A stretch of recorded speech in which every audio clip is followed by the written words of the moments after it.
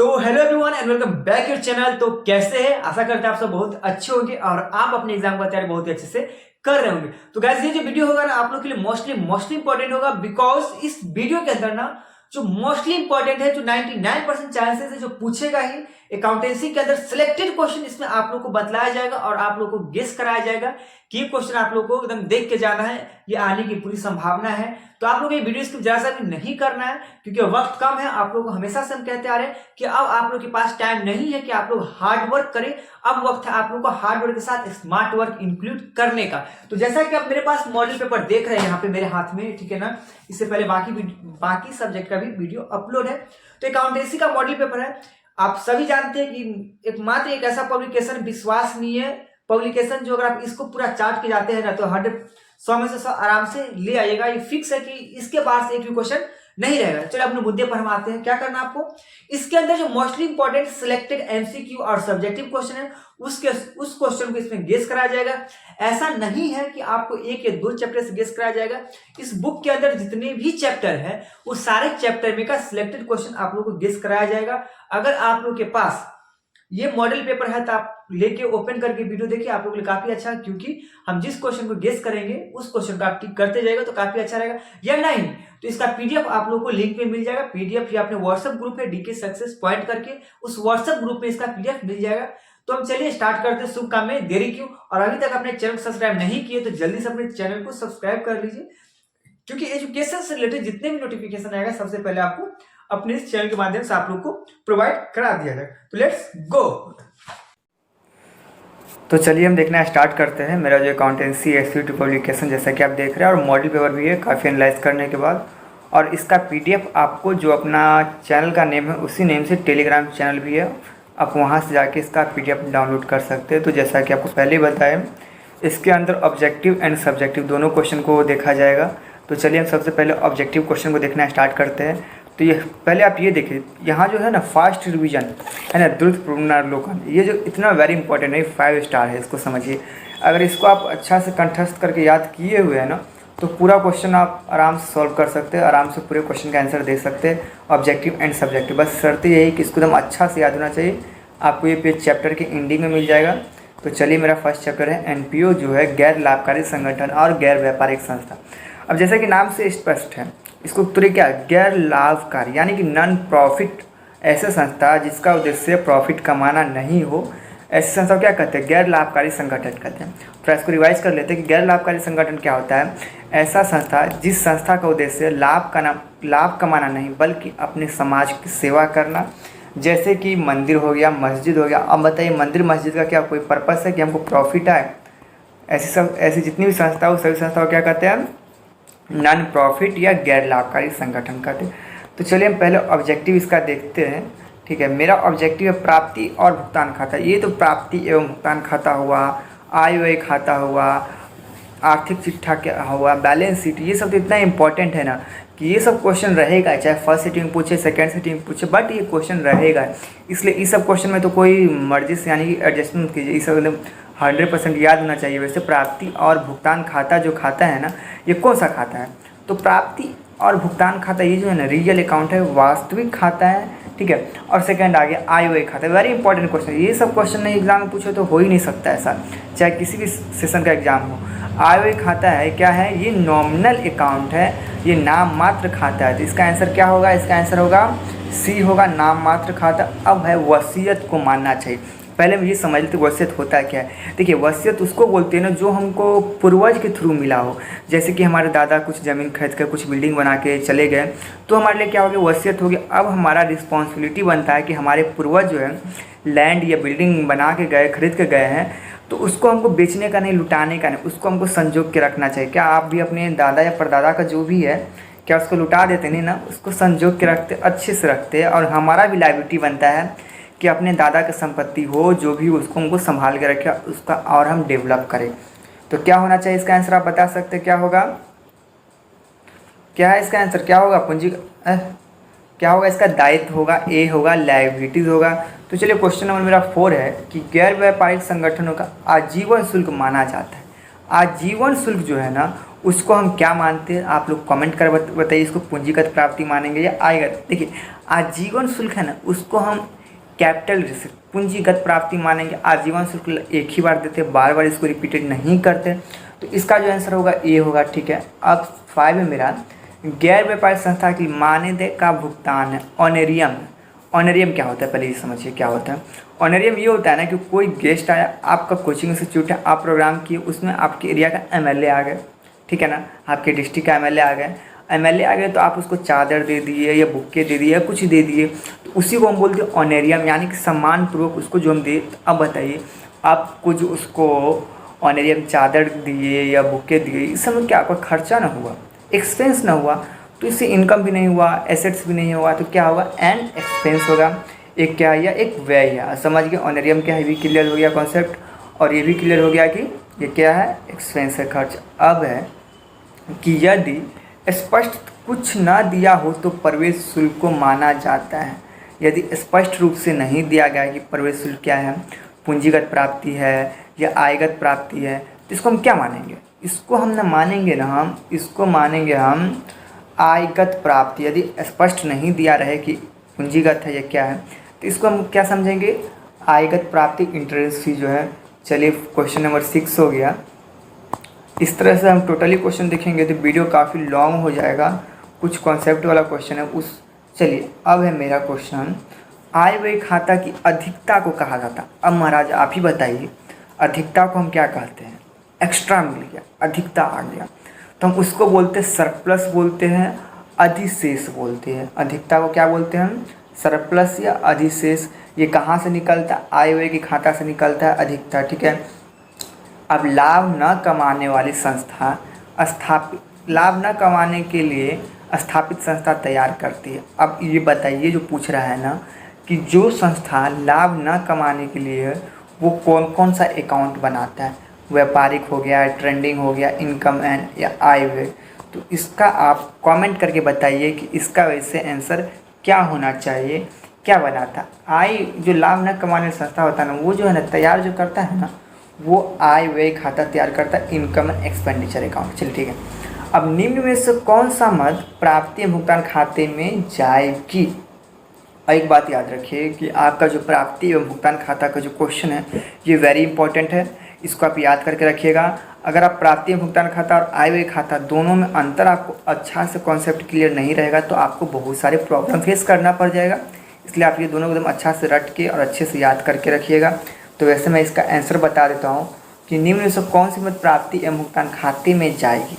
अब बताइए, आउटस्टैंडिंग है, हास है, आजीवन शुल्क है या उपार्जित व्यय है, इसका क्या आंसर होना चाहिए। तो इसका जो है ना बाबू, लाइफ मेंबरशिप फी जो है, इसका answer C is the right answer होगा। चलिए ठीक है। आजीवन सदस्यता शुल्क दिखाया जाता है, जो लाइफ मेंबरशिप फी है ना, वो कहाँ दिखाया जाएगा, ये पूछ रहा है। बताइए अब कहाँ दिखाया जाए इसको जो हम दिखाएंगे ना, स्थिति विवरण के दायित्व भाग में दिखाएंगे। ओके, अब आगे देखते हैं। मेरा क्वेश्चन नंबर 11 है। अब ये पूछ रहा है कि प्राप्ति एवं भुगतान खाता है, इस सामान्य क्या दर्शाता है। आप बताइए क्या दर्शाता है प्राप्ति एवं भुगतान खाता, रिसिप्ट एंड पेमेंट अकाउंट। ये कैश बैलेंस दिखाता है। अब सरप्लस एंड डिफिसिट ये कौन सा दिखाता है, तो आय व्यय खाता दिखाता है, इनकम एंड एक्सपेंडिचर अकाउंट दिखाता है। जो किस प्रकार का खाता है, वो नाम मात्र खाता है, नॉमिनल अकाउंट है। कैश बैलेंस दिखाता है, कैपिटल फंड, शुद्ध एवं नेट प्रॉफिट, ये क्या दिखाता है। आप कमेंट करके बताओ कि इसका आंसर क्या होना चाहिए। तो इसका जो आंसर होगा ना बाबू, ये कैश बैलेंस दिखाता है कि लास्ट में मेरे कितना बैलेंस बचा, ठीक है, ये दिखाता है। ओके, अब आय व्यय खाता तैयार किया जाता है। अब ये पूछ रहा है कि आय व्यय जो खाता है ये किस संस्था द्वारा तैयार किया जाता है, आप बताइए। तो आय व्यय खाता जो है ना, ये नॉन ट्रेंडिंग ऑर्गेनाइजेशन यानी कि गैर व्यापारिक संस्था के द्वारा यह खाता तैयार किया जाता है। चलिए आगे देखिए। मेरा क्वेश्चन है 13 है कि आदत चंदे को दिखाया जाता है। अब ये पूछ रहा आउटस्टैंडिंग सब्सक्रिप्शन। आउटस्टैंडिंग सब्सक्रिप्शन जो है वो किस तरफ दिखाया जाता है, संपत्ति भाग में या दायित्व भाग में या कहाँ दिखाएंगे। तो आउटस्टैंडिंग सब्सक्रिप्शन है ना, तो उसको हम हमेशा दिखाते एसेट साइड में, संपत्ति भाग में दिखाते हैं।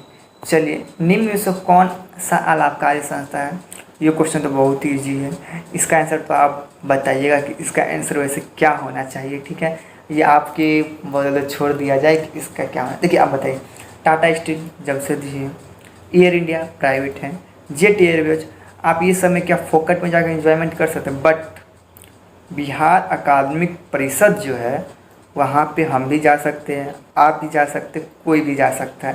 तो इसका राइट आंसर क्या होगा बताइए। अब इतना समझा दिया, आप बताइए इसका आंसर क्या। अब 15 है, इस क्वेश्चन को तो पहले ही बता दिए थे कि प्राप्ति एवं भुगतान खाता है, ये जो है ना एक स्थिति विवरण है, या रोकड़ विवरण है, या लाभ हानि है, या इनमें से कोई नहीं। तो ये जो है ना एक रोकड़ विवरण है, कैश स्टेटमेंट है। रिसिप्ट एंड पेमेंट अकाउंट जो है ये कैश स्टेटमेंट है, कैश बेसिस पे बनाया जाता है। आय व्यय पर अधिक्य कहलाता है। अब देखो बाबू, जितना आप 5 रुपये कमाए, खर्चा कर लिए 10 रुपये, और आपका इस कंडीशन में क्या हानि होगा। आय का व्यय पर अधिक्य कहलाता है, तो इसका आंसर होगा वो सरप्लस होगा, अधिक्य होगा। अब क्वेश्चन नंबर 17 है कि एक क्लब द्वारा क्रिकेट मैच के लिए प्राप्त चंदा माना जाता है। अब बताइए कि एक क्लब है, उसको क्रिकेट मैच के लिए चंदा प्राप्त हुआ, उसको हम क्या बोलेंगे, आयगत प्राप्ति बोलेंगे, या उपार्जित, या संपत्ति, या क्या बताएंगे। इसका आंसर आप कमेंट करके बता सकते हैं तो बहुत अच्छा रहेगा। तो इसको हम मानेंगे रेवेन्यू रिसिप्ट, यानी कि आयगत प्राप्ति देखेंगे। और मेरा है कि विशिष्ट दान है, स्पेसिफिक डोनेशन, व्हाट इज। अब विशिष्ट दान जो है हमेशा पूंजीगत प्राप्ति होगा, आयगत प्राप्ति होगा, संपत्ति होगा, या नन ऑफ दिस होगा। बताइए कि इसका आंसर क्या होगा। इसका 18 का आंसर मेरे हिसाब से होना चाहिए, मेरे हिसाब से नहीं, ये 100% होना चाहिए। इसका कैपिटल रिसिप्ट यानी कि पूंजीगत प्राप्ति होना चाहिए। ठीक है, आपको स्पेशल दान।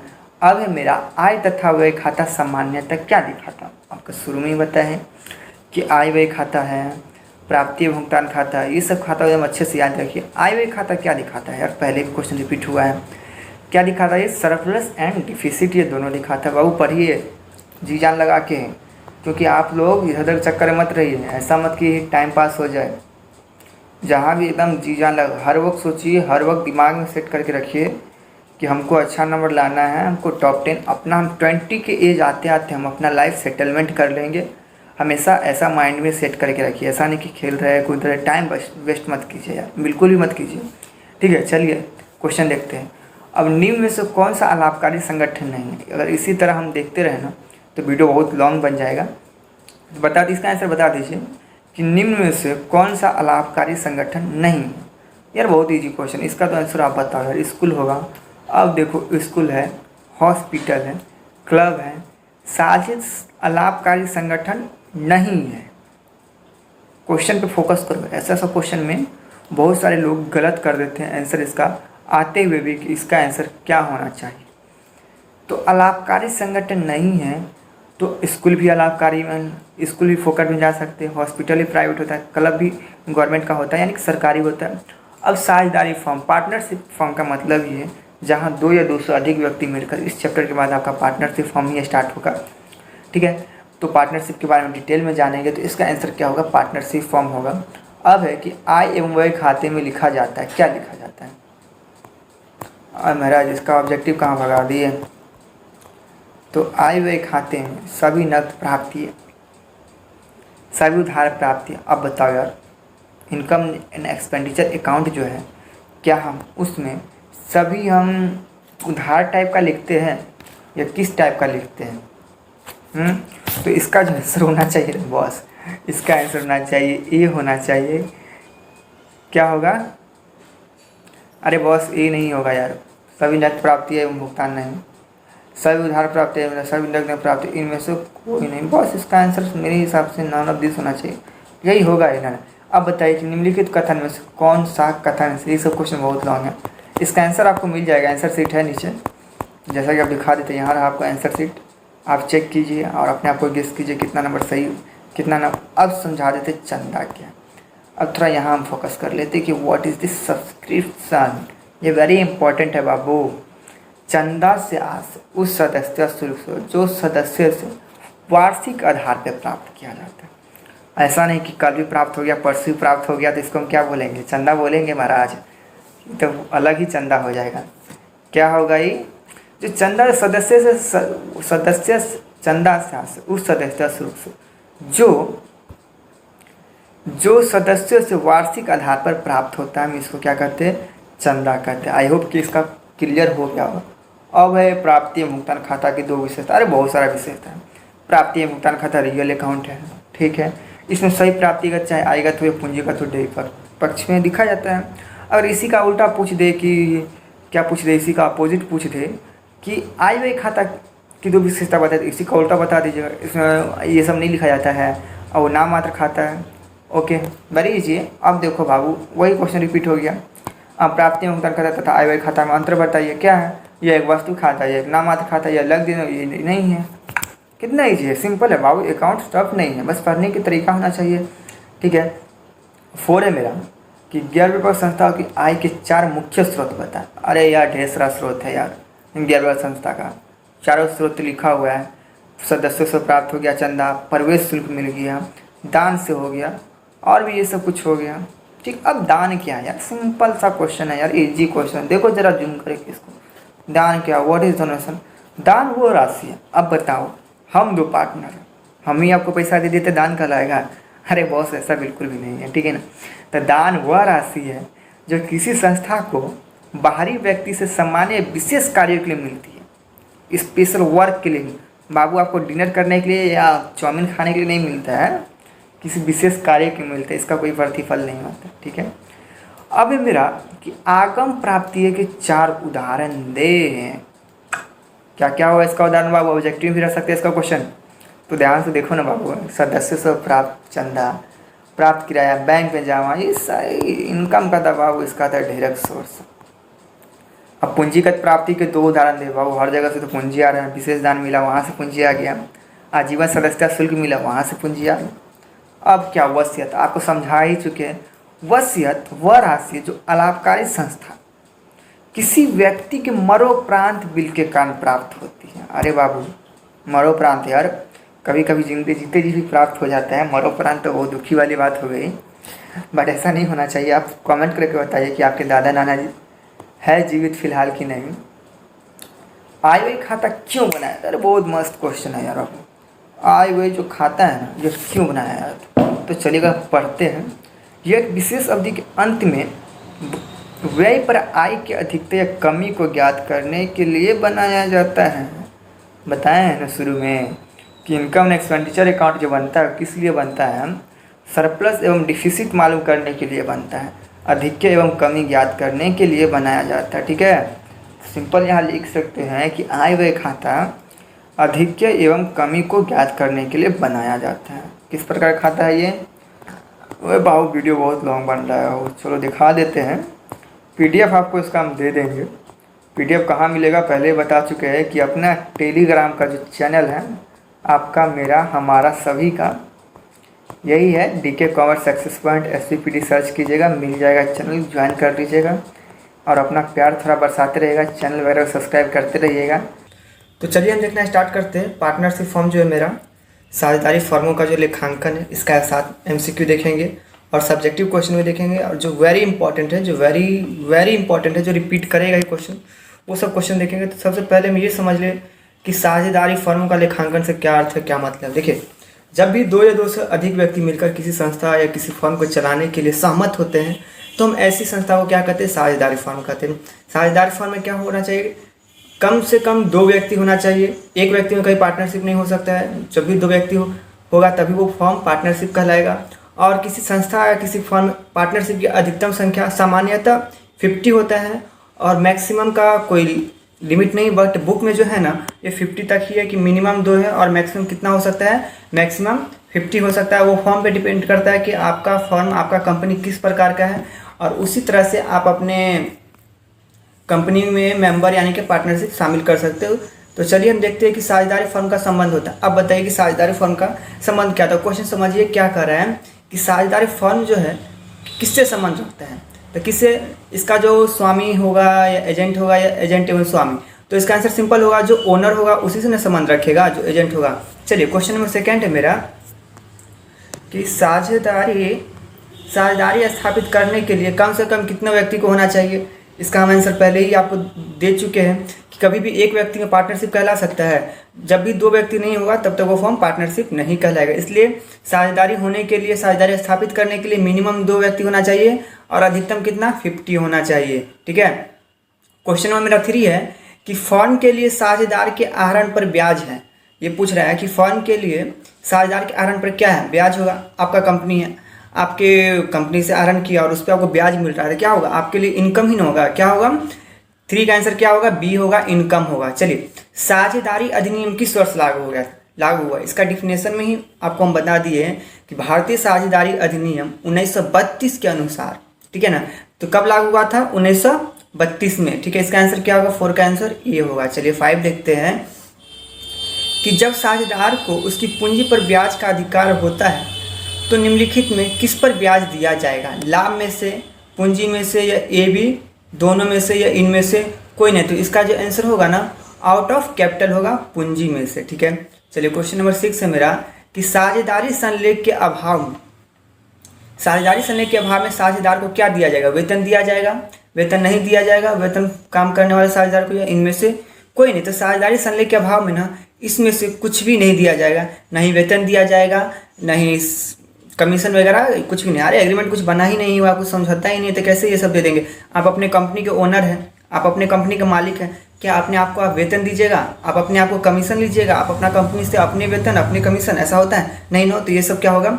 नहीं होगा। ठीक है। अगर हाँ लिखित है कि 10 पार्टनर्स है तो 10 पार्टनर्स को मिलना चाहिए कुछ ना कुछ कमीशन वगैरह, तब आप उस हिसाब से कर सकते हैं। बट साधारणतः नॉर्मल अगर रहे ऐसा क्वेश्चन तो इसका होगा इनमें से कोई नहीं, नन ऑफ दिस, कुछ भी नहीं मिलेगा। नॉर्मली लॉजिकल क्वेश्चन है। चलिए, साझेदारों का दायित्व होता है। आप बताइए, साझेदार, आप अपने कंपनी का पार्टनर्स है, क्या आपका एक ही लाइबिलिटीज है कि मैंने एक पेन, मेरा पेन का फॉर्म है, हम पार्टनरशिप में चलता है, एक पेन बेच दे, मेरा लाइबिलिटी खत्म? ऐसा नहीं ना। तो इसका जो होता है ना, तेरा का आंसर क्या होगा? असीमित होगा, अनलिमिटेड होता है। एक साझेदार का जो दायित्व होता है ना बाबू, क्या होता है? वो अनलिमिटेड होता है। चलिए क्वेश्चन नंबर 14 है मेरा, साझेदारी अनुबंध बनाना है। देखिए, साझेदारी अनुबंध जो है, पार्टनरशिप डीड एग्रीमेंट जो होता है, वो पूछ रहा है बनाना है, अनिवार्य है, वॉलंटरी है, या अंशतः अनिवार्य, इनमें से कोई। देखिए, अब अभी हम पढ़ ही रहे हैं कि पार्टनरशिप ऐच्छिक यानी कि लिखित भी हो सकता है और मौखिक भी हो सकता है। तो ये है ना, तो मतलब क्या आप पे ऐच्छिक पे आ गया कि आप लिखित रखिए या मौखिक रखिए? तो इसका आंसर क्या होगा? ऐच्छिक होगा, वॉलंटरी होगा। चलिए क्वेश्चन नंबर मेरा 15 है, एक फर्म में साझेदारी की अधिकतम संख्या क्या होती है? पहले ही मैं आपको बता चुका हूँ कि इसका आंसर क्या होगा। एक फर्म है, उसमें अधिकतम संख्या क्या हो सकती है? तो मैक्सिमम साधारणतः फर्म में 50 होता है, और बड़ा कंपनी है तो उसका कोई लिमिटेशन नहीं है। अब बताइए, इतना बड़ा जो टाटा कंपनी है, इतना बड़ा बिरला है, इसका कोई 85 ओनर होगा, 50 ओनर होगा? इसका ओनर बहुत सारा होगा, बहुत सारे लोग पार्टनरशिप होगा इसमें। साझेदारी का चालू खाता दिखाता है। अब बताइए, साझेदार का जो चालू खाता है, पार्टनर्स करंट अकाउंट होता है, क्या हमेशा वो डेबिट बैलेंस दिखाएगा, हमेशा वो क्रेडिट बैलेंस दिखाएगा, या आइदर ऑफ टू दिखाएगा? तो इसका जो आंसर होगा ना, आइदर ऑफ टू होगा। सिंपली बात है, अगर करंट अकाउंट है तो कभी डेबिट भी हो सकता है और कभी क्रेडिट भी हो सकता है। एक और बता दे कि करंट अकाउंट क्या है। आप लोग जो बैंक अकाउंट यूज करते हो, कौन सा अकाउंट यूज करते हैं? करंट अकाउंट यूज करते हैं। और करंट अकाउंट क्या होता है? व्यक्तिगत खाता होता है। पूछ भी सकता है ऐसा क्वेश्चन। देखिए, ये सब वेरी इंपॉर्टेंट है, 2020 में पूछा है। चलिए, इनमें से आप क्वेश्चन नंबर 18 है कि इनमें से कौन साझेदार की विशेषता नहीं है? जो पार्टनरशिप का जो विशेषता है ना, ये पूछ रहा है कि इनमें से कौन पार्टनरशिप की विशेषता नहीं है? तो इसका आंसर क्या होगा? समझौता, लाभ विभाजन, सीमित दायित्व, या तो इसका जो विशेषता, इनमें से विशेषता नहीं है, तो ये जो है ना सीमित दायित्व, लायबिलिटीज पहले बता चुके हैं कि किसी पार्टनर से, किसी साझेदार का ये नहीं होना चाहिए कि मेरा सीमित दायित्व या सीमित लायबिलिटी एक पेन बेच दिए, मेरा काम खत्म हो गया, तो ऐसा नहीं होगा। तो 18 का आंसर क्या होगा? सी होगा। चलिए क्वेश्चन नंबर 19 है कि किसी समझौता के अभाव में साझेदार के लाभ हानि का विभाजन किया जाता है। अब देखिए, कोई समझौता नहीं बना हुआ, कोई एग्रीमेंट नहीं बना हुआ, अब कंडीशन आया प्रॉफिट एंड शेयर करने का, प्रॉफिट एंड लॉस जो उसको हम बंटवारा करने का, तो हम सिंपली इसको कैसे करेंगे? इक्वली हम कर लेंगे। तो इसका आंसर क्या होगा? बराबर होगा। चलिए क्वेश्चन नंबर 20 है मेरा, लाभ हानि नियोजन खाता बनाया जाता है। जो लाभ हानि नियोजन खाता बनाया जाता है ना, किसके लिए बनाया जाता है? संचय कोष के लिए, शुद्ध लाभ निकालने के लिए। चलिए हम इसका और ऑप्शन देखते हैं कि और ऑप्शन कहाँ है इसका। दोनों ऑप्शन से तो नहीं होगा, तो इसका जो होगा ना, विभाजन लाभ निर्धारण करने के लिए ही ना बनाते हैं प्रॉफिट एंड लॉस अकाउंट, ठीक है ना, कि किसको किस तरीके से किसको कितना प्रॉफिट मिले। तो सिंपली इसका आंसर क्या होगा, सी होगा। चलिए 21 है कि साझेदार के द्वारा, ये है कि साझेदार के द्वारा फर्म को दिए गए अग्रिम पर ब्याज है, वो क्या है, विनियोजन है, लाभ है। तो इसका आंसर क्या होगा, प्रभार होगा, ए होगा, ए चार्ज होगा। 21 का आंसर क्या होगा, सी होगा गाइस। तो चलिए हम देखते हैं नेक्स्ट क्वेश्चन 22 कि साझेदारी संलेख को डैश भी कहा जा सकता है। वेरी इंपॉर्टेंट क्वेश्चन है, देख लीजिए कब किया हुआ, 2019 में क्वेश्चन किया हुआ है। अब है मेरा साझेदारी संलेख को डैश भी कहा जा सकता है, क्या कहा जा सकता है, तो इसको है ना आर्टिकल ऑफ पार्टनरशिप कहा जा सकता है। 22 का जो आंसर होगा ना वो डी होगा, आर्टिकल ऑफ पार्टनरशिप होगा, ठीक है।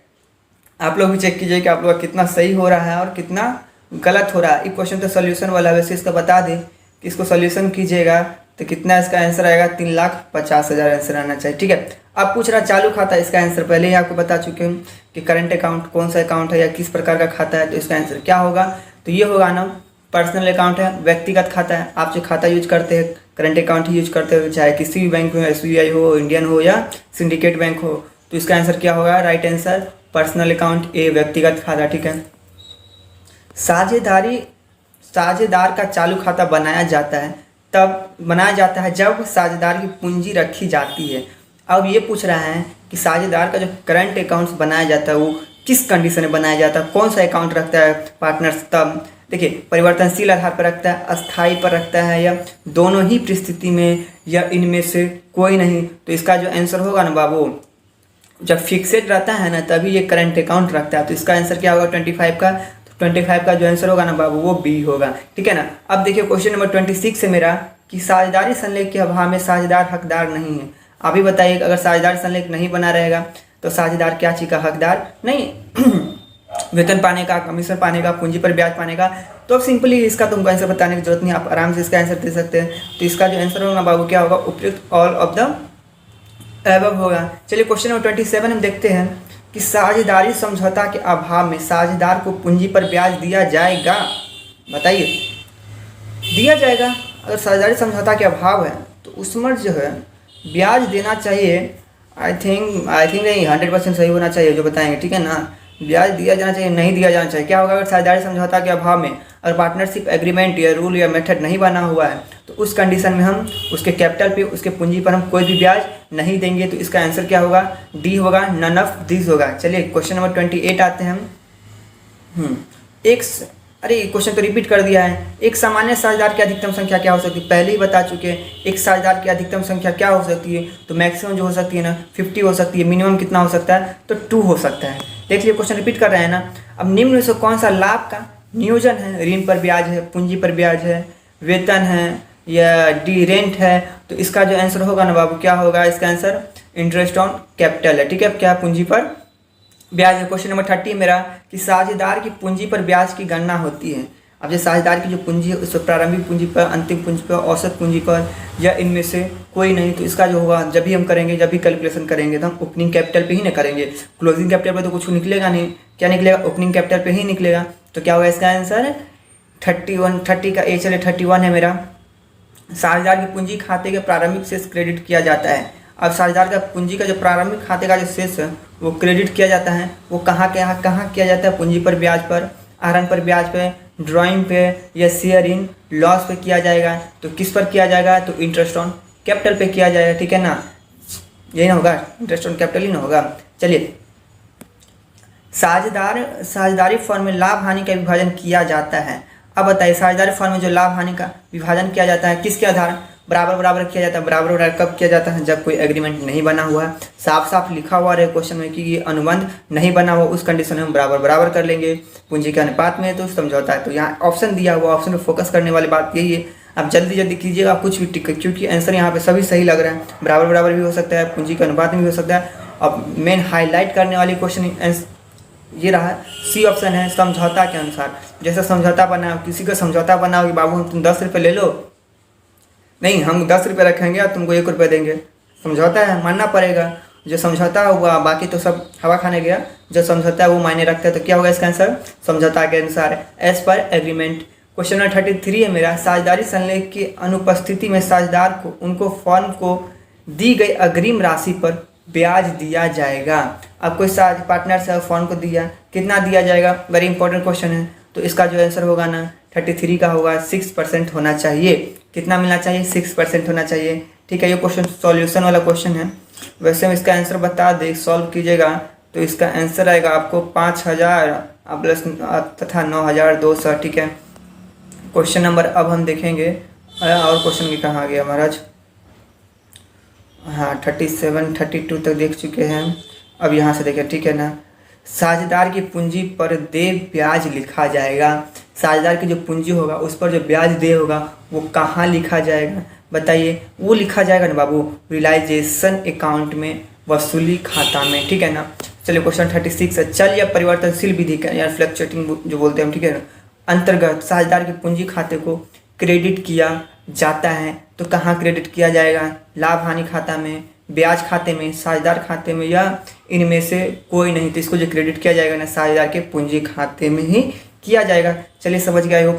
चलिए यदि समान मासिक राशि प्रत्येक में शुरू यदि समान मासिक राशि प्रत्येक माह के शुरू में आहरण के रूप में निकाली जाती है तो कौन से समय को ध्यान में रखा जाएगा, 6 मंथ, 7 मंथ, 6 मंथ, 6.5 या 5 मंथ।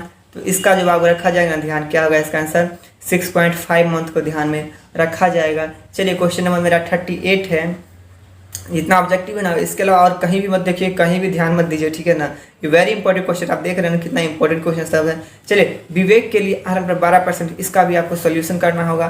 तो मैं बता देता हूँ इसको सोल्यूशन, वीडियो सोल्यूशन हो गया तो वीडियो काफ़ी लॉन्ग हो जाएगा और आप लोग बोरियत हो जाइएगा और वीडियो को छोड़ के अभी भाग जाइएगा और वीडियो का रेटिंग गिरा दीजिएगा।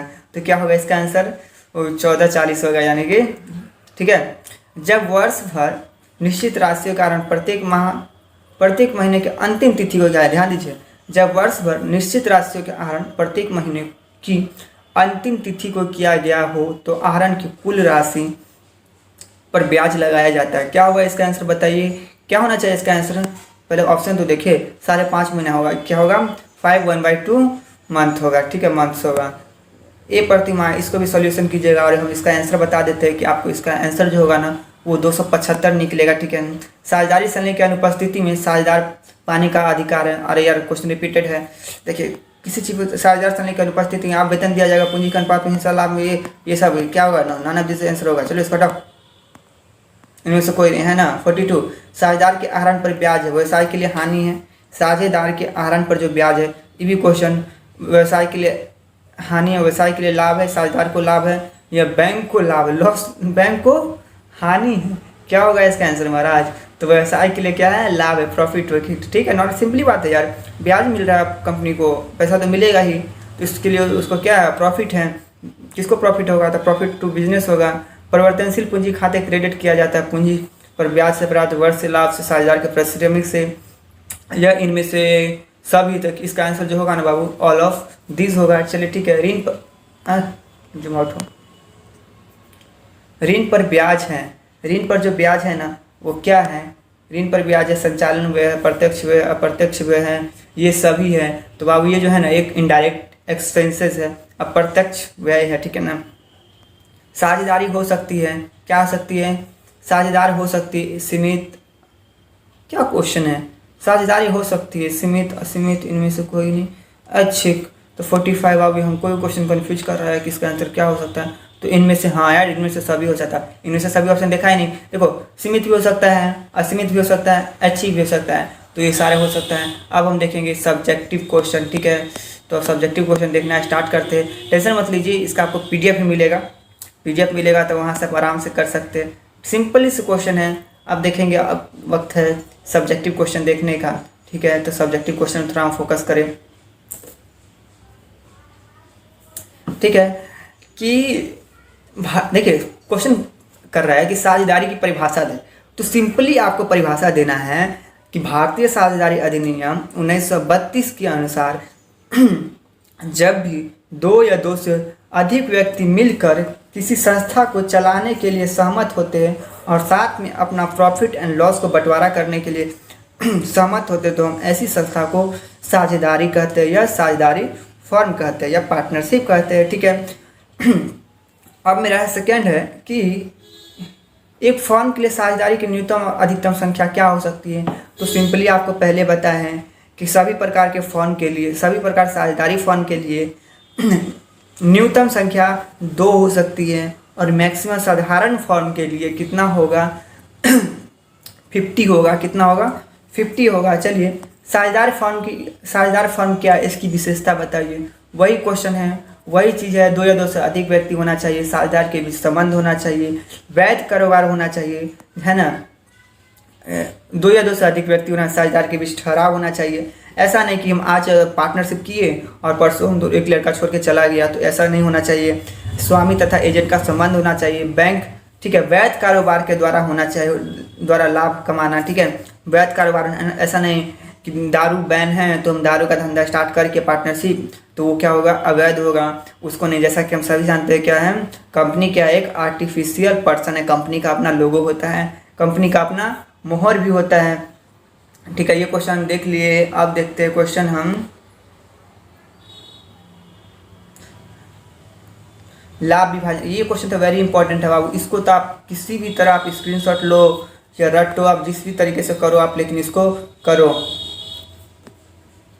ये जो स्थायी पूंजी या परिवर्तनशील पूंजी में जो अंतर पूछ रहा है ना, ये वेरी इंपॉर्टेंट क्वेश्चन है। ये क्वेश्चन रहेगा ही आपके एग्जाम में, इसलिए आप इसका स्क्रीनशॉट लेना चाहते हैं तो आप इसका स्क्रीनशॉट भी ले सकते हैं, ठीक है। अब ये पूछ रहा है लाभ विभाजन अनुपात क्या है? What is profit sharing ratio? तो लाभ विभाजन अनुपात वह अनुपात है जिसके आधार पर साझेदार द्वारा व्यवसाय के लाभ का बंटवारा किया जाता है। सिंपली सवाल, लाभ विभाजन अनुपात वह अनुपात है जिसके आधार पर साझेदार क्या है, साझेदार द्वारा व्यवसाय में लाभों का बंटवारा किया जाता है। एकदम इजी है ना। चलिए, और है क्वेश्चन मेरा, देखते हैं। साझेदारी संलेख की अनुपस्थिति में लागू होने वाली साझेदारी अधिनियम की किन्हीं 4 व्यवस्था को उल्लेख कीजिए। सिंपल है, लाभ हानि क्या? समान रूप में बंटवारा होगा, इक्वली बंटवारा होगा। पहले ही बता चुके क्या होगा बंटवारा? इक्वली होगा। किसी भी साझेदार को पारिश्रमिक नहीं दिया जाएगा, ठीक है, वेतन नहीं दिया जाएगा, कमीशन नहीं दिया जाएगा। ऑब्जेक्टिव क्वेश्चन हम देखे थे इसको। और साझेदार के ऋण पर जो है ना 6% प्रतिवर्ष के ब्याज दिया जाएगा। साझेदार को पूंजी पर ब्याज नहीं दिया जाएगा। ऐसा नहीं कि कोई पार्टनर्स 10 लाख कैपिटल लगाए, 10 लाख पूंजी लगाया तो उससे ब्याज मांगे, तो ऐसा नहीं होगा। जब साझेदार संलेख अनुपस्थिति रहेगा, मतलब पार्टनरशिप डीड एग्रीमेंट जो है वो नहीं बना रहेगा तब, ठीक है। क्वेश्चन नंबर मेरा 8 है कि साझेदार को सामूहिक रूप से क्या कहा जा सकता है?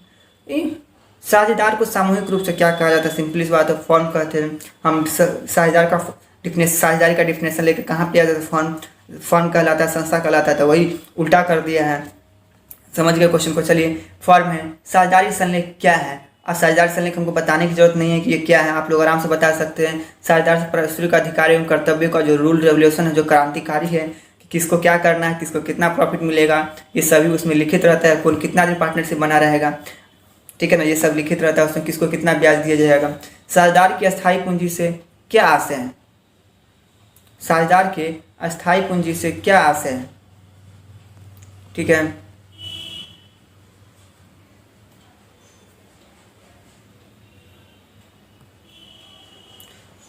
हाँ, जो साझेदार की अस्थायी पूंजी से क्या आशय है? साझेदार की पूंजी तब स्थिर रहती है, स्थिर कही जाती है, जब तक वह अब तक अपरिवर्तित रहती है, जब तक साझेदार अतिरिक्त पूंजी लगाने अथवा विद्वान पूंजी का भाग निकाल का ठहराव न करे। चैप्टर 3 जो मेरा गुडविल है, अब इसको देखेंगे। इससे पहले हम एनपीओ देख चुके हैं एंड पार्टनरशिप फॉर्म कंप्लीट हो चुका है। एमसीक्यू एंड सब्जेक्टिव दोनों क्वेश्चन ही कंप्लीटेड है। तो अब टाइम क्या है, अब गुडविल देखने का। चलो गुडविल हम देखते हैं। तो सबसे पहले हम ये समझ लें कि ख्याति क्या है। तो ख्याति जो है एक अमूर्त संपत्ति है, अदृश्य संपत्ति है, लेकिन ये मूल्यवान है। ऐसा नहीं अमूल्य अदृश्य संपत्ति तो इसका वैल्यू नहीं, ये बहुत ही मूल्यवान संपत्ति है। तो चलिए हम एमसीक्यू क्वेश्चन देखेंगे और उसके पश्चात हम सब्जेक्टिव क्वेश्चन देखेंगे। तो सबसे पहले जैसा कि पहले वेरी वेरी इंपॉर्टेंट जो क्वेश्चन होगा वही क्वेश्चन सब इसमें रहेगा। तो मेरा जो क्वेश्चन है, फर्स्ट क्वेश्चन है कि वास्तविक लाभ के सामान्य लाभ पर अधिक है। जो वास्तविक लाभ है उसके सामान्य लाभ पर अधिक क्या है? तो इसका जो राइट आंसर होगा ना बाबू, बी होगा, super profit is the right answer. ख्याति के मूल्यांकन की प्रचलित विधि है। ये जो पूछ रहे ख्याति के मूल्यांकन की प्रचलित विधि, देखो ख्याति के जो मूल्यांकन का प्रचलित विधि है ना, वो 3 विधि है, ठीक है ना। औसत लाभ विधि है, अधिलाभ विधि है, पूंजीकरण विधि है। जो तीनों जो देख रहे हैं, इसका जो राइट आंसर होगा ना बाबू, इनमें से सभी इज द राइट आंसर। चलिए ख्याति, अब मेरा ख्याति संपत्ति है, ये जो पूछ रहा है आपको पहले बता चुके ख्याति क्या है, जो एक अदृश्य और अमूर्त संपत्ति है। तो क्या हो जाएगा, ख्याति जो है एक इंटेंजिबल एसेट्स है। Very important, 18 20 21 continuous, very very important है ये सारे क्वेश्चन। ये चैप्टर हम मैं बोलूँ तो पूरे आपके जितना चैप्टर अकाउंटेंसी में सब इजी यही चैप्टर है। चलिए क्वेश्चन नंबर मेरा 5 कहाँ गया, 5 जो होगा मेरा, चलिए आप लोग अच्छा से प्रिपरेशन कीजिए, कहीं कुछ दिक्कत है कहीं कुछ प्रॉब्लम तो डायरेक्ट आप कमेंट कीजिए और मेरा हेल्प होगा, जहाँ जो मैं हेल्प कर सकता हूँ वो सारा हेल्प करूँगा। ख्याति है, सेम वही क्वेश्चन रिपीटेड है। ख्याति क्या है, तो ख्याति जो है ना एक अदृश्य संपत्ति है, इनविजुअल एसेट्स है। पिछले 3 वर्षों का लाभ। तो देखिए ये जो क्वेश्चन है इसको सॉल्यूशन करेंगे और काफ़ी वीडियो लॉन्ग बन जाएगा, और मैं चाहता नहीं वीडियो लॉन्ग बने, पीडीएफ तो इसका आप लोगों को मिलेगा ही आराम से। तो वैसे जो इसका राइट आंसर जो होगा ना बाबू, D is the right answer होगा। चलिए ये भी क्वेश्चन सॉल्यूशन वाला है तो इसमें भी टाइम लगेगा, तो इसका जो बाबू राइट आंसर होगा ना 1 lakh is the right answer होगा। और ये जो है ना विगत 3 वर्षों के इतना है ख्याति है, तो इसका राइट आंसर 8 का राइट आंसर क्या होना चाहिए, तो 8 का जो राइट आंसर होगा ना वो 84,000 आएगा इसका आंसर। चलिए औसत लाभ के औसत लाभ आधार के अंतर्गत ख्याति की गणना की जाती है। जो आपका औसत लाभ है ना उसके अंतर्गत जो ख्याति की गणना की जाती है ना, वो गणना किस प्रकार से की जाती है, क्वेश्चन में यही आपसे पूछ रहा है। अगर पता है तो आप इसका जल्दी से आंसर कमेंट करके बताइए कि इसका आंसर जो होगा ना बाबू क्या होगा। तो इसका जो आंसर होगा ए इज द राइट आंसर, खरीदे गए वर्षों की संख्या इंटू औसत लाभ। चलिए क्वेश्चन नंबर 10 देखते हैं।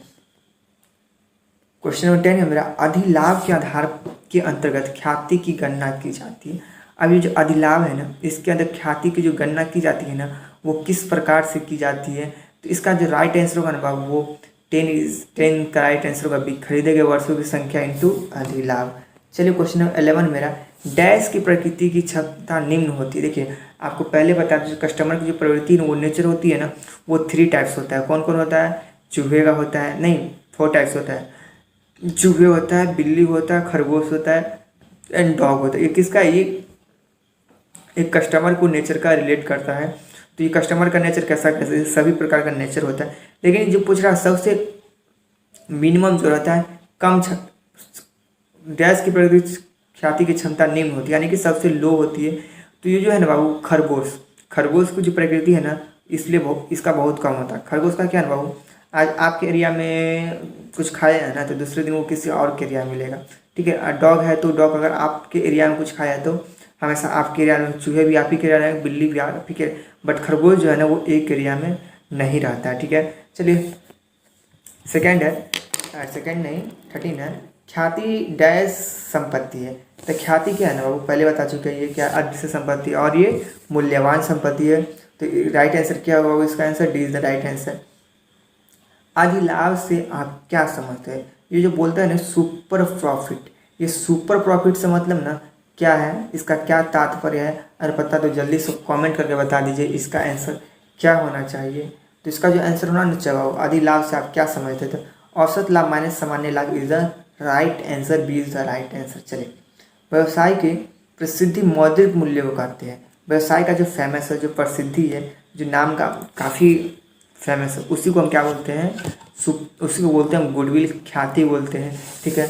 चलिए क्वेश्चन नंबर 16 है मेरा, डैश की प्रकृति ख्याति का उच्च स्तर है। पहले बता चुके ये डॉगी का जो है ना बाबू, डॉगी वाला जो नेचर है ना इसका जो है ना लेवल बहुत ज़्यादा ही रहता है, क्योंकि देखिए अगर आप डॉगी को एक टाइम बिस्किट खिला दिए ना, एक टाइम कुछ खिला दिए ना तो आपके पीछे रहेगा और आपके घर पे ही रहेगा या आपके एरिया में रहेगा और आपसे जल्दी दूर नहीं होगा। इसी तरह कस्टमर भी होता है, अगर कस्टमर को आपसे अच्छा संबंध हो गया तो कस्टमर आप कभी कभी उसको ख़राब सामान भी दे दीजिए, गड़बड़ सामान भी दे दीजिए, वो फिर भी आपके पास ही पहुंचेगा। इसीलिए हम बोलते हैं कि सबसे ज़्यादा हायर लेवल की जो था ना डॉग नेचर की, जो डॉग का नेचर काफ़ी अच्छा होता है जिसकी वजह से डॉग को हम लिए हैं। चलिए अब क्वेश्चन नंबर 17 है कि ख्याति इस संभावना के अतिरिक्त और कुछ नहीं है कि पुराने ग्राहक पुराने स्थान को ही चुनते। वाकई में ये 100% सही है।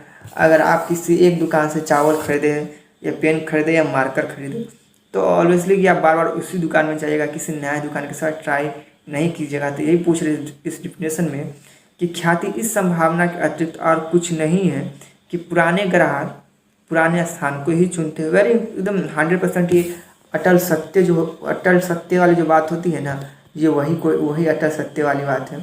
तो ये जो है ना कौन कहा था, तो लॉर्ड एल्डन जो है ना यही कहे थे, जो कस्टमर होता है वो एक दुकान में चलेगा तो बार बार उसी दुकान में ही जाएगा। चलिए क्वेश्चन नंबर हम 18 देखते हैं कि पूंजीकरण विधि के अंतर्गत ख्याति की गणना की जाती है। ये जो पूंजीकरण विधि है ना, इसके अंतर्गत जो ख्याति की गणना की जाती है ना, वो किस तरह से की जाती है। अगर आंसर आपको पता है तो जल्दी से कमेंट कर दीजिए कि इसका आंसर क्या होगा। इसका आंसर आप खुद कमेंट करके बताइए। लास्ट क्वेश्चन है MCQ का। चलिए अब क्वेश्चन नंबर मेरा सब्जेक्टिव है। अब ये पूछ रहा है कि ख्याति को प्रभावित करने वाले 3 घटक का नाम बताइए। जो ख्याति को प्रभावित करने वाला ना 3 घटक का नाम बहुत आसानी से बता सकते हैं कि 3 घटक कौन कौन है। तो देखिए, पहला कि अनुकूल स्थान, ठीक है। दूसरा वांछित पूंजी, कैपिटल रिक्वायर, एंड प्रबंध कुशलता। ये जो तीनों है ना बहुत ही मायने रखता है ख्याति को, गुडविल को प्रभावित करने में, ठीक है। एक आपका अच्छा स्थान है तो अच्छा गुडविल नहीं बन पाएगा, कैपिटल नहीं लगाएगा, आपका जो प्रबंधक होगा, मैनेजर होगा ना, वो अच्छा नहीं होगा, तो आप कभी भी कितना भी कुछ कर ले, आप एक अच्छा गुडविल आप अपना नहीं बना सकते। देखिए, ख्याति की 2 विशेषता बताएं। तो आपको वैसे पहले बता चुके, ख्याति की कई सारी विशेषता है कि यह ख्याति जो एक अदृश्य संपत्ति है, ठीक है, मूल्यवान संपत्ति है, यह अधिक लाभ अर्जन करने में सहायता होती है, ये सारे हैं। अब ये पूछ रहे हैं कि ख्याति क्या है, इसके विभिन्न प्रकृति का उल्लेख करें। ख्याति क्या है? ख्याति तो हम पहले बता चुके हैं कि ख्याति किसी फर्म की प्रसिद्धि का वह मूल्य है जो इसे निवेश पर सामान्य लाभ की अपेक्षा में अधिक लाभ। नॉर्मली सिंपली सी बात है कि ख्याति क्या होता है ना बाबू, अगर मेरा पेन ही है, सपोज कि मेरा पेन का शॉप है, मैं पेंसिल करता हूँ, तो अभी हमको एक पेन बेचे उतना प्रॉफिट नहीं होगा। अगर मेरा गुडविल अच्छा बन जाएगा ना, तो एक दिन में लगभग मेरा 500 पेन बिक जाएगा आराम से, तो मेरा क्या प्रॉफिट बढ़ेगा। एक पेन पे कम प्रॉफिट आ रहा था, उस टाइम गुडविल नहीं था। जब गुडविल बन गया तो पर डे मेरा 500 का पेन का सेलिंग। तो मतलब क्या है, गुडविल बनने से क्या होता है ना कि जो कस्टमर है, जो दुकानदार है ना, उसका काफ़ी ज़्यादा सेल काफ़ी ज़्यादा बढ़ जाता है। तब यहाँ पूछ रहा है ना कि इसका जो है ना ख्याति की प्रसिद्धि का, ठीक है, और भी कोई, और इसकी प्रकृति का उल्लेख करें। प्रकृति पहले बता चुके हैं कि ख्याति की 4 प्रकृति है, कौन कौन है। तो ख्याति की प्रकृति जो है ना, कुत्ते की प्रकृति है, बिल्ली की प्रकृति है, चूहे की प्रकृति है और खरगोश की प्रकृति है, ठीक है ना। मजाक मत लीजिएगा, वाकई में एक जो कस्टमर जो होता है ना बाबू, हम लोग भी कस्टमर ही हुए। अगर किसी के यहाँ शॉप में जाते तो हम लोग इसी टाइप का होते हैं। कुत्ते नेचर, डॉग नेचर के होते हैं, ठीक है, और फिर रैबिट नेचर के होते हैं, कैट नेचर के होते हैं, ये सभी नेचर। सबसे ज़्यादा वफादारी वाला नेचर होता है डॉग। जिस तरीके से हम लोग पालतू जानवर में भी डॉग को सबसे वफादार जानवर मानते हैं, इसलिए कोई कस्टमर भी होता है जो बहुत ही ज़्यादा वफादार होता है, चाहे वो कितना भी ख़राब सामान क्यों ना दे दिए, बट कस्टमर को अच्छा ही लगता है कि नहीं मेरा वही शॉप वाले अच्छे। चलिए नेक्स्ट क्वेश्चन अपना देखते हैं। औसत लाभ विधि के अंतर्गत ख्याति की गणना का सूत्र लिखिए। बहुत ईजी है। ख्याति की गणना के सूत्र औसत लाभ इंटू करें की गई वर्षों की संख्या। औसत लाभ तथा अधिक लाभ में अंतर बताइए, ठीक है। ये सारे क्वेश्चन आप देख लीजिएगा। वीडियो में नहीं चाहता हूँ कि ज़्यादा लॉन्ग बने। PDF आप लोग टेलीग्राम से जाकर ज्वाइन कर लीजिए। तो hello everyone and welcome back your channel. तो कैसे आप सभी, आई होप कि आप सभी अच्छे होंगे, मस्त होंगे, मलम होंगे और आप सभी अपने एग्जाम का तैयारी बहुत ही अच्छे से कर रहे होंगे। तो अभी का जो हमारा वीडियो होने वाला है क्लास 12 का अकाउंटेंसी के क्रैश कोर्स के अंदर, आज मेरा 4th क्लास होगा। आज हम चैप्टर 4 देखेंगे। इससे पहले गुडविल हो चुका है, पार्टनरशिप फॉर्म हो चुका है, NPO हो चुका है। तो अभी जो देखेंगे हम चैप्टर 4 देखेंगे। इसके अंदर MCQ क्वेश्चन जो वेरी वेरी इंपॉर्टेंट है, जो बार बार हमारे बोर्ड एग्जाम में रिपीटेड है, इस जो क्वेश्चन बैंक में है अभी तक जितने, यानी कि 2009 से लेकर अभी तक जितने बार भी क्वेश्चन रिपीट किया है चैप्टर 4 से, जो क्वेश्चन सब है वो सारा क्वेश्चन है जो वेरी इंपॉर्टेंट होगा, वो सारे क्वेश्चन रहेंगे। साथ में इसका सब्जेक्टिव वाला भी जितना वेरी वेरी इंपॉर्टेंट है वो सारा क्वेश्चन रहेगा। और इसका PDF भी अपने टेलीग्राम ग्रुप पे मिल जाएगा। टेलीग्राम ग्रुप का क्या नाम है, अपना जो चैनल का नाम है DK कॉमर्स सक्सेस पॉइंट। तो वहाँ से जाकर फ्री में PDF डाउनलोड कर सकते हो। एकमात्र यूट्यूब चैनल है जो फ्री में PDF प्रोवाइड करते हैं विदाउट एनी कोई कॉस्ट या एनी चार्ज। तो चलिए हम देखना start. Subscribe now and press the bell icon. Never miss an update. चलिए हम देखना स्टार्ट करते। उससे पहले एक मोटिवेशनल लाइन हो जाए। तो जैसा कि बाबू लिखा हुआ है, लाखों किलोमीटर की यात्रा एक कदम से ही शुरू होती है। क्या इस बात पे आप किसी को शक है कि ये गलत लिखा हुआ है? नहीं, 100% सच है बाबू। तो आप लोग जहाँ पर भी है वहीं से आप लोग मेहनत करना शुरू कर दीजिए। तो smart work and hard work आप लोग को हमेशा से कहते आ रहे हैं कि आप लोग smart work and hard work कीजिए। तो इससे पहले चैप्टर 3 जो गुडविल है ये कंप्लीट हो चुका और इसका PDF भी अपने टेलीग्राम चैनल पे अपलोड है। तो अभी जो हम देखेंगे ना चैप्टर 4 देखेंगे, जो मेरा चैप्टर 4 है साझेदारी का पुनर्गठन। ठीक है, तो चलिए हम इसका सबसे पहले MCQ क्वेश्चन देखेंगे और जो वेरी इंपॉर्टेंट है। जैसा कि आप देख रहे हैं कितना इंपॉर्टेंट क्वेश्चन है। इसके अंदर सिर्फ इंपॉर्टेंट क्वेश्चन ही कराएंगे, MCQ भी रहेगा, सब्जेक्टिव भी रहेगा। तो चलिए हम सबसे पहले क्वेश्चन नंबर 1 देखते हैं कि मेरा क्वेश्चन नंबर 1 क्या है और इसका आप आंसर बताइएगा। साझेदारी फर्म के पुनर्गठन पर संपत्ति के मूल्य में वृद्धि का परिणाम। जब भी साझेदारी फर्म का पुनर्गठन होता है उसमें संपत्ति के मूल्य में वृद्धि का क्या परिणाम है।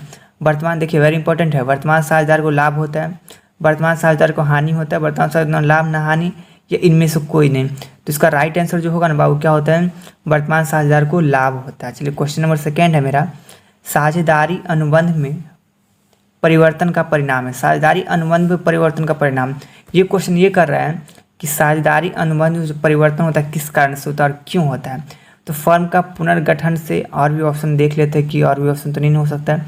फर्म का समापन से, तो इसका जो राइट आंसर होगा ना बाबू 2 का वो होगा फर्म का पुनर्गठन। जब भी फर्म का पुनर्गठन होता है तो फर्म का जो अनुबंध रहता है, जो समझौता रहता है, उससे परिवर्तन हो जाता है। देखिए कितना इंपॉर्टेंट है, इसका एक क्वेश्चन इंपॉर्टेंट होगा, इसलिए वीडियो को आप जरा सा भी स्किप मत कीजिए। चलिए लाभ प्राप्ति अनुपात है, यहाँ पूछ रहा है गेनिंग रेशियो है क्या, नया अनुपात। जो गेनिंग रेशियो है ना बाबू, new ratio minus old ratio, इसका जो आंसर होगा 3 का A is the right answer. पुराने साझेदार का त्याग बराबर होता है, तो पुराने साझेदार का त्याग बराबर होता है बाबू old ratio minus new ratio, पुराना अनुपात माइनस नया अनुपात होगा। तो चलिए क्वेश्चन नंबर 5 देखते हैं कि पुनर्मूल्यांकन खाते में क्रेडिट पक्ष के डेबिट पक्ष पर आधिक्य को कहते हैं। तो क्रेडिट पक्ष के डेबिट पक्ष पर आधिक्य को कहते हैं रियलाइजेशन अकाउंट में। पहले हम इसका ऑप्शन देख ले, उसके बाद अपना मन से कुछ भी तुक्का नहीं लगाना है। हम लोग को जो भी लगाना है सोच समझ कर लगाना है। तो जब भी ऐसा कंडीशन होगा बाबू तब उस कंडीशन में हमेशा प्रॉफिट ही होगा। चलिए क्वेश्चन नंबर 6 है मेरा कि तीन साझेदार का बराबर लाभ अनुपात क्या होगा। अब सिंपली बात है बाबू, जब इक्वली का बात हो रहा है तो 1/3 1/3 1/3 क्वेश्चन तो ज़्यादा सोचने वाले ही नहीं और वेरी इंपॉर्टेंट है, 2020 में पूछा हुआ क्वेश्चन है। चलिए क्वेश्चन नंबर 7 अब देखते हैं। A, B और C एक फर्म में साझेदार है। D यदि D नए साझेदार के रूप में प्रवेश करता है तो इस कंडीशन में कौन सा समस्या विद्यमान उत्पन्न होगा। तो पहले हम सबसे पहले ऑप्शन देखेंगे, पुराने फर्म का विघटन होगा, पुरानी फर्म तथा पुराने साझेदार का विघटन होगा, पुराने साझेदारी पुनर्गठित होगा या इनमें से कोई नहीं। तो आपको थोड़ा सा क्वेश्चन पकड़िए तो क्या आ रहा है, तो इसका जो राइट आंसर होगा ना वो C होगा, पुराने साझेदार पुनर्गठित होगा। खत्म थोड़ी होगा, समाप्त थोड़ी होगा, जो उसी को फिर से सुधारा जाएगा। सामान्य संचय खाता हमेशा दर्शाता है, जो सामान्य संचय खाता जो है ना हमेशा ये क्रेडिट बैलेंस ही दिखाता है। B is the 100% right answer.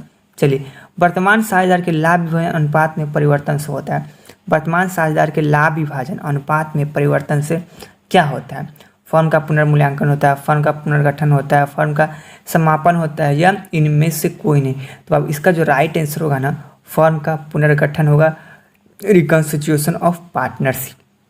साझेदारी फर्म के पुनर्गठन पर अलिखित संपत्ति का लेखा करने पर होगा। जब साझेदारी फर्म के पुनर्गठन पर अलिखित संपत्ति का लेखा करने पर क्या होगा, वर्तमान साझेदार को लाभ होगा, वर्तमान साझेदार को हानि, वर्तमान साझेदार को न लाभ न हानि। तो इनमें से कोई नहीं होगा, C भी नहीं होगा, B भी नहीं होगा, तो क्या होना चाहिए, A होगा 100%। अब यहाँ पूछ रहा है कि त्याग अनुपात बराबर क्या होता है, सब्जेक्टिव भी रह सकता है और ऑब्जेक्टिव में भी रह सकता है। तो त्याग अनुपात बराबर होता है new ratio minus old ratio is the right answer. चलिए क्वेश्चन नंबर 12 है, पुनर्मूल्यांकन खाता या लाभ हानि समायोजन खाता क्या है। तो अभी वेरी इंपॉर्टेंट है, आपको ये पूछेगा ही, हर हाल में ये क्वेश्चन पूछेगा। तो ये जो होगा ना इसका राइट आंसर होगा ना, ये नॉमिनल अकाउंट है। रियलाइजेशन अकाउंट किस प्रकार का खाता है, तो नॉमिनल अकाउंट है। क्वेश्चन नंबर 14 देखते हैं, नेक्स्ट पेज पे है 13। साझेदार के प्रवेश पर पुराने चिट्ठी में दर्शाए गए हस्तांतरित करेंगे। तो ये जो है बाबू हस्तांतरित होगा ना नए साझेदार के पूंजी खाते में या सभी साझेदार के पूंजी खाते में, तो ये जो हस्तांतरण होगा पुराने साझेदार के पूंजी खाते में, क्योंकि मामला पुराना साझेदार का है ना। नया साझेदार इसमें कैसे शामिल हो सकता है? वर्तमान साझेदार के लाभ विभाजन अनुपात में परिवर्तन से होता है। वर्तमान साझेदार के जो लाभ विभाजन अनुपात में उसमें परिवर्तन से क्या होगा? फर्म का पुनर्मूल्यांकन होगा, फर्म का पुनर्गठन होगा या फर्म का समापन होगा। तो बाबू B is the right answer, firm का पुनर्गठन होगा। पुनर्मूल्यांकन खाते का शेष पुराने साझेदार के पूंजी खाते में हस्तांतरित किया जाता है। तो ये किया जाता है ना पुराने लाभ हानि अनुपात में ही किया जाता है।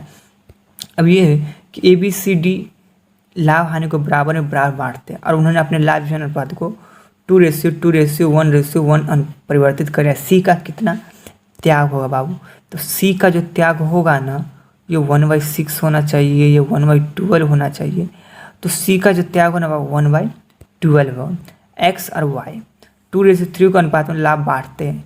भविष्य में उन्होंने समान अनुपात में लाभ बांटना तय किया। कौन सा किस अनुपात में त्याग करेगा?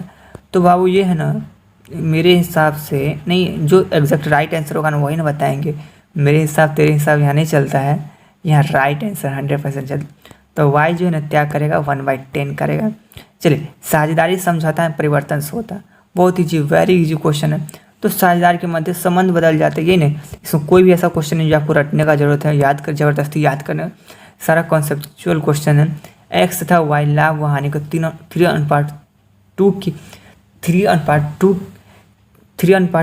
के अनुपात में बांटते हैं। 1/2020 को लाभ हानि अनुपात में समान बांटने से सहमत रहते क्या होगा? तो इसका जो होगा ना बाबू बोथ, ये सेक्रीफाई एक्स भी करेगा वाई भी करेगा। चलिए एक्स तथा एक फर्म साझेदार जो लाभ हानि को 4:3:1 अनुपात में बांटते, उन्होंने भविष्य में इतना अनुपात में बांटने का निर्णय लिया है। तो इसका जो आंसर होगा बाबू बी होगा 1/24 3/24। तो आई होप कि आपको MCQ कंप्लीट हो गया और अच्छे से। अब हम देखेंगे सब्जेक्टिव क्वेश्चन।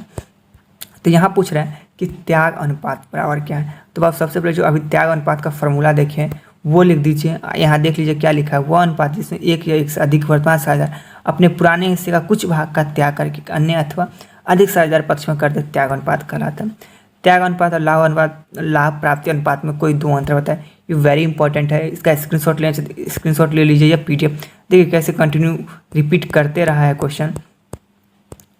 आप ज़्यादा क्वेश्चन करेंगे तो वीडियो काफ़ी लॉन्ग हो जाएगा, इसलिए ज़्यादा नहीं चाहते हैं। ठीक है, इसका PDF आप लोग डाउनलोड कर लीजिए और अच्छे से याद। And press the bell icon. Never miss an update. चलिए हम देखना स्टार्ट करते उससे पहले एक मोटिवेशनल लाइन हो जाए। तो जैसा कि बाबू लिखा हुआ है, लाखों किलोमीटर की यात्रा एक कदम से ही शुरू होती है। क्या इस बात पे आप किसी को शक है कि ये गलत लिखा हुआ है? नहीं, 100% सच है बाबू। तो आप लोग जहाँ पर भी है वहीं से आप लोग मेहनत करना शुरू कर दीजिए। तो smart work and hard work आप लोग को हमेशा से कहते आ रहे हैं कि आप लोग smart work and hard work कीजिए। तो इससे पहले चैप्टर 3 जो गुडविल है ये कंप्लीट हो चुका और इसका PDF भी अपने टेलीग्राम चैनल पे अपलोड है। तो अभी जो हम देखेंगे ना चैप्टर 4 देखेंगे, जो मेरा चैप्टर 4 है साझेदारी का पुनर्गठन। ठीक है, तो चलिए हम इसका सबसे पहले MCQ क्वेश्चन देखेंगे और जो वेरी वेरी इंपॉर्टेंट है। जैसा कि आप देख रहे हैं कितना इंपॉर्टेंट क्वेश्चन है। इसके अंदर सिर्फ इंपॉर्टेंट क्वेश्चन ही कराएंगे, MCQ भी रहेगा, सब्जेक्टिव भी रहेगा। तो चलिए हम सबसे पहले क्वेश्चन नंबर 1 देखते हैं कि मेरा क्वेश्चन नंबर 1 क्या है और इसका आप आंसर बताइएगा। साझेदारी फर्म के पुनर्गठन पर संपत्ति के मूल्य में वृद्धि का परिणाम। जब भी साझेदारी फर्म का पुनर्गठन होता है उसमें संपत्ति के मूल्य में वृद्धि का क्या परिणाम है? वर्तमान, देखिए वेरी इंपॉर्टेंट है, वर्तमान साझेदार को लाभ होता है, वर्तमान साझेदार को हानि होता है, वर्तमान साझेदार लाभ न हानि या इनमें से कोई नहीं। तो इसका राइट आंसर जो होगा ना बाबू क्या होता है? वर्तमान साझेदार को लाभ होता है। चलिए क्वेश्चन नंबर 2 है मेरा, साझेदारी अनुबंध में परिवर्तन का परिणाम है। साझेदारी अनुबंध में परिवर्तन का परिणाम, ये क्वेश्चन ये कर रहा है कि साझेदारी अनुबंध में जो परिवर्तन होता है किस कारण से होता है और क्यों होता है। तो फर्म का पुनर्गठन से, और भी ऑप्शन देख लेते हैं कि और भी ऑप्शन तो नहीं हो सकता है। फर्म का समापन से, तो इसका जो राइट आंसर होगा ना बाबू 2 का वो होगा फर्म का पुनर्गठन। जब भी फर्म का पुनर्गठन होता है तो फर्म का जो अनुबंध रहता है, जो समझौता रहता है, उसमें परिवर्तन हो जाता है। देखिए कितना इंपॉर्टेंट है, इसका एक एक क्वेश्चन इंपॉर्टेंट होगा, इसलिए वीडियो को आप जरा सा भी स्किप मत कीजिए। चलिए लाभ प्राप्ति अनुपात है, यहाँ पूछ रहा है गेनिंग रेशियो है क्या है, नया अनुपात जो गेनिंग रेशियो है ना बाबू, new ratio minus old ratio, इसका जो आंसर होगा ना 3 का A is the right answer. पुराने साझेदार का त्याग बराबर होता है, तो पुराने साझेदार का त्याग बराबर होता है बाबू old ratio minus new ratio, पुराना अनुपात माइनस नया अनुपात होगा। तो चलिए क्वेश्चन नंबर 5 देखते हैं कि पुनर्मूल्यांकन खाते में क्रेडिट पक्ष के डेबिट पक्ष पर अधिक्य को कहते हैं। तो क्रेडिट पक्ष के डेबिट पक्ष पर अधिक्य को कहते हैं रियलाइजेशन अकाउंट में। पहले हम इसका ऑप्शन देख ले, उसके बाद अपना मन से कुछ भी तुक्का नहीं लगाना है, हम लोग को जो भी लगाना है सोच समझ कर लगाना है। तो जब भी ऐसा कंडीशन होगा बाबू तब उस कंडीशन में हमेशा प्रॉफिट ही होगा। चलिए क्वेश्चन नंबर 6 है मेरा कि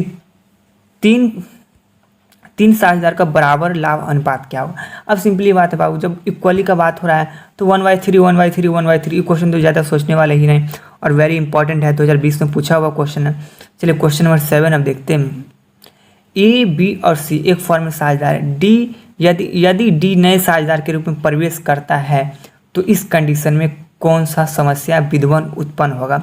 तो पहले हम सबसे पहले ऑप्शन देखेंगे, पुराने फर्म का विघटन होगा, पुरानी फर्म तथा पुराने साझेदार का विघटन होगा, पुराने साझेदारी पुनर्गठित होगा, या इनमें से कोई नहीं। तो आपको थोड़ा सा क्वेश्चन पकड़िए तो क्या आ रहा है, तो इसका जो राइट आंसर होगा ना वो सी होगा, पुराने साझेदार पुनर्गठित होगा, खत्म थोड़ी होगा, समाप्त थोड़ी होगा, जो उसी को फिर से सुधारा जाएगा। सामान्य संचय खाता हमेशा दर्शाता है, जो सामान्य संचय खाता जो है ना हमेशा ये क्रेडिट बैलेंस ही दिखाता है। B is the 100% right answer. चलिए, वर्तमान साझेदार के लाभ विभाजन अनुपात में परिवर्तन से होता है। वर्तमान साझेदार के लाभ विभाजन अनुपात में परिवर्तन से क्या होता है? फर्म का पुनर्मूल्यांकन होता है, फर्म का पुनर्गठन होता है, फर्म का समापन होता है, या इनमें से कोई नहीं। तो अब इसका जो राइट आंसर होगा ना फर्म का पुनर्गठन होगा, रिकंस्टिट्यूशन ऑफ पार्टनरशिप। साझेदारी फर्म के पुनर्गठन पर अलिखित संपत्ति का लेखा करने पर होगा। जब साझेदारी फर्म के पुनर्गठन पर अलिखित संपत्ति का लेखा करने पर क्या होगा? वर्तमान साझेदार को लाभ होगा, वर्तमान साझेदार को हानि, वर्तमान साझेदार को न लाभ न हानि। तो इनमें से कोई नहीं होगा, सी भी नहीं होगा, बी भी नहीं होगा, तो क्या होना चाहिए? ए होगा 100%। अब यहाँ पूछ रहा है कि त्याग अनुपात बराबर क्या होता है? सब्जेक्टिव भी रह सकता है और ऑब्जेक्टिव में भी रह सकता है। तो त्याग अनुपात बराबर होता है new ratio minus old ratio is the right answer. चलिए क्वेश्चन नंबर 12 है, पुनर्मूल्यांकन खाता या लाभ हानि समायोजन खाता क्या है? तो अभी वेरी इंपॉर्टेंट है, आपको ये पूछेगा ही, हर हाल में ये क्वेश्चन पूछेगा। तो ये जो होगा ना इसका राइट आंसर होगा ना, ये नॉमिनल अकाउंट है। रियलाइजेशन अकाउंट किस प्रकार का खाता है? तो नॉमिनल अकाउंट है। क्वेश्चन नंबर 14 देखते हैं, नेक्स्ट पेज पे है 13। साझेदार के प्रवेश पर पुराने चिट्ठी में दर्शाए गए हस्तांतरित करेंगे। तो ये जो है बाबू हस्तांतरित होगा ना नए साझेदार के पूंजी खाते में या सभी साझेदार के पूंजी खाते में, तो ये जो हस्तांतरण होगा पुराने साझेदार के पूंजी खाते में, क्योंकि मामला पुराना साझेदार का ना, नया साझेदार इसमें कैसे शामिल हो सकता है? वर्तमान साझेदार के लाभ विभाजन अनुपात में परिवर्तन से होता है। वर्तमान साझेदार के जो लाभ विभाजन अनुपात में उसमें परिवर्तन से क्या होगा? फर्म का पुनर्मूल्यांकन होगा, फर्म का पुनर्गठन होगा, या फर्म का समापन होगा। तो बाबू B is the right answer, firm का पुनर्गठन होगा। पुनर्मूल्यांकन खाते का शेष पुराने साझेदार के पूंजी खाते में हस्तांतरित किया जाता है। तो ये किया जाता है ना पुराने लाभ हानि अनुपात में ही किया जाता है। अब ये है कि ABCD लाभ हानि को बराबर में बराबर बांटते हैं और उन्होंने अपने लाभ विभाजन अनुपात को 2:1:1 परिवर्तित कर। सी का कितना त्याग होगा बाबू? तो सी का जो त्याग होगा ना ये 1/6 होना चाहिए, ये 1/12 होना चाहिए। तो सी का जो त्याग होना बाबू 1/12 होगा। एक्स और वाई 2:3 के अनुपात में लाभ बांटते हैं। भविष्य में उन्होंने समान अनुपात में लाभ बांटना तय किया, कौन सा किस अनुपात में त्याग करेगा? तो बाबू ये है ना मेरे हिसाब से नहीं, जो एग्जैक्ट राइट आंसर होगा ना वही ना बताएंगे। मेरे हिसाब तेरे हिसाब यहाँ नहीं चलता है, यहाँ राइट आंसर 100% चलता। तो वाई जो है ना त्याग करेगा 1/10 करेगा। चलिए, साझेदारी समझौता में परिवर्तन से होता है।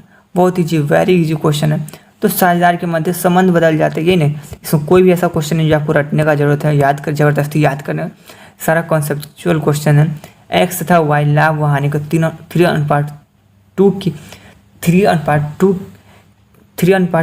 के अनुपात में बांटते हैं। 1/2020 को लाभ हानि अनुपात में समान बांटने से सहमत रहते क्या होगा? तो इसका जो होगा ना बाबू बोथ, ये सेक्रीफाई एक्स भी करेगा वाई भी करेगा। चलिए एक्स था एक फर्म साझा जो लाभ हानि को 4:3:1 अनुपात में बांटते, उन्होंने भविष्य में इतना अनुपात में बांटने का निर्णय लिया है। तो इसका जो आंसर होगा बाबू बी होगा 1/24 3/24। तो आई होप कि आपको MCQ कंप्लीट हो गया और अच्छे से। अब हम देखेंगे सब्जेक्टिव क्वेश्चन। तो यहाँ पूछ रहे हैं कि त्याग अनुपात बराबर क्या है। तो आप सबसे पहले जो अभी त्याग अनुपात का फॉर्मूला देखें वो लिख दीजिए। यहाँ देख लीजिए क्या लिखा है, वह अनुपात जिसमें एक या एक से अधिक वर्तमान साझेदार अपने पुराने हिस्से का कुछ भाग का त्याग करके अन्य अथवा अधिक साझेदार पक्ष में करते त्याग अनुपात कहलाता है। त्याग अनुपात और लाभ प्राप्ति अनुपात में कोई दो अंतर होता है, ये वेरी इंपॉर्टेंट है। इसका स्क्रीनशॉट ले लीजिए या PDF। देखिए कैसे कंटिन्यू रिपीट करते रहा है क्वेश्चन।